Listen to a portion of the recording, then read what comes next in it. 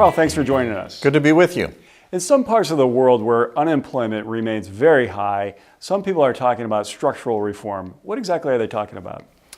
Anything that limits the ability of the supply and the demand for labor from adjusting, especially after you've had a recession, will limit the job creation that occurs in that particular market. This can take a number of different forms. Rules on hiring and firing, rules on how wages adjust, rules on new entrants or licensing can all contribute to a limitation on the ability of labor markets to clear.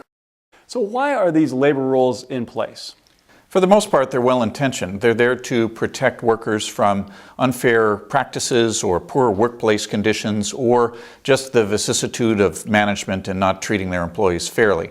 On the other hand, sometimes the rules that are designed to limit unemployment can create unemployment because firms that aren't able to enjoy that flexibility will take their business elsewhere. So from a policy standpoint, what could be done to alleviate that? Well, there are examples where those have been alleviated with good effect. A great example comes from Spain, where their auto industry was filled with all kinds of restrictions on work rules and how work ought to be done. And once those were lifted, investment in the Spanish auto industry ended up increasing, the labor market improved, and unemployment has actually started to fall. So looking across the Eurozone, what are the prospects for making labor rules more flexible?